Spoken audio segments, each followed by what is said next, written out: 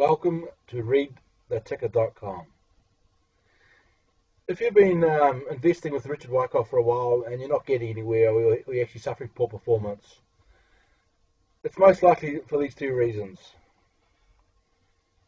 If you are actually selecting stocks and you're failing to give weight to sister stocks, the sector or the major index. What we're waiting to do is, with Wyckoff logic, is to see the big footprints of the composite man, i.e. the major money, making a dent in the market to show their hand of what's going on. If you're looking at a stock, or you're picking something random and you're trying to work out with Wyckoff logic and you can't work out why it's supposed to do what it's supposed to do, it's because the big money is moving as a wave with the whole sector or the surrounding stocks.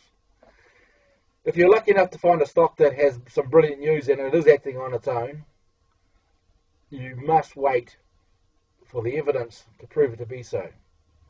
That brings us to our second point.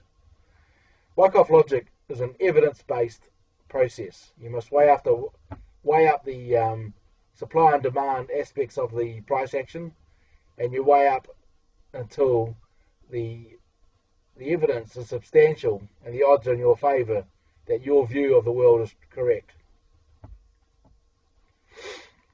For example, let's have a look a bit deeper down.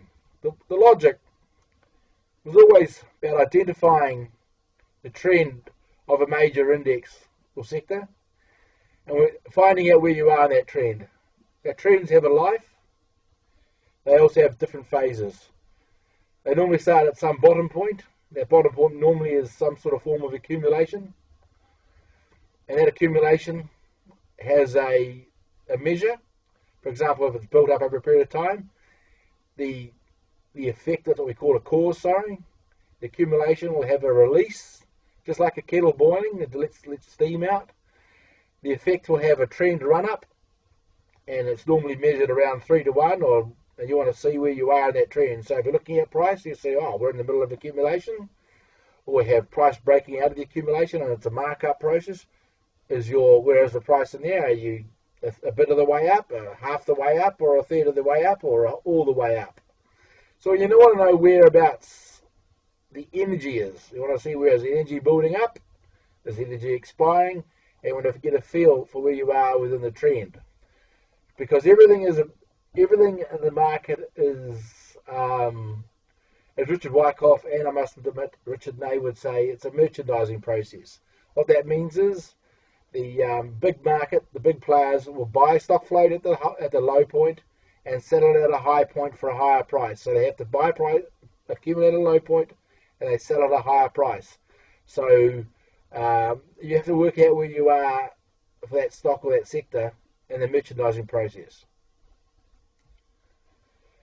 So once you've worked out where you are in a major trend, major index, you want to look lower into that index and see which sectors are showing strength within that index. If you're looking at a sector, you want to look at the stocks and see which ones are the strength, the leading stocks. And once again, once you start looking at those individual stocks, you want to determine where you are at that stock level. Are you in the middle of accumulation? Are you in markup? The stock might be in markup while the sector's still in accumulation, so it's a higher relative strength. So you're using a relative strength concept here. So you're using Wyckoff logic as you go through the index, the sector, the stock, the sister stocks, or what have you. And then once you finally work out before you trade is, can I take advantage of this wave up? Has it got further to go? And you must realise, okay, the market's taken off. I believe I'm halfway through, so I've got my risk-reward ratios is going to go up further, and you have a fair idea of what the energy is. The point about it is that the Wyckoff logic is a methodology to follow the wave or jump on the footprints of the major market players. You're not trying to fight them. You're trying to work out, okay, the big money is going into this sector and it's going to move it up, or the big money is going to be distributed in the sector and it's going to be sold down. So you want to know where you are in the world. You can't act as an individual, go to some random stock, start working out supply and demand and working out where the climaxes are, what have you. Think, now this is going to go up. and you're all of a sudden suddenly surprised that it doesn't go up because the sector has not been really ready to go up. It's because the big money can't go into one stock on its own. It has to be spread over many stocks. The prime example was the gold stocks. It's quite a small sector. There's not so many stocks there the big boys can buy in.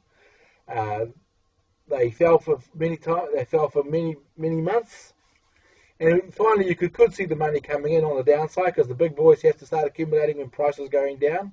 You can see the thrusts going down lower and lower on higher volume and not making the same gains. You can see the accumulation coming in, and you can see it across all stocks. Now those who got in too early did not wait for the evidence to accumulate to a point where the odds were in their favour, because obviously turned around and bounced. Now people are seeing the accumulation in the gold stocks and they're starting to buy the dip.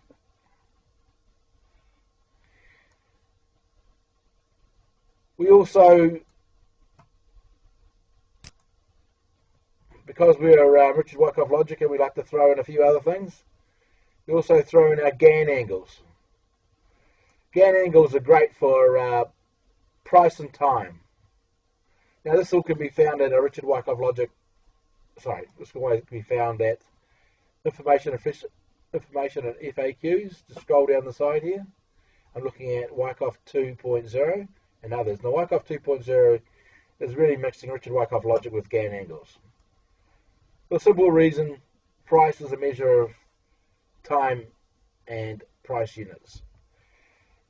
And to draw a Gann angle, you only need 1 point, you don't need 2 points. So I encourage you to investigate use of Gann angles when you're applying a Richard Wyckoff Logic. It's a great marriage. Also, you can throw in a bit of cycle work as well. Thanks very much for watching.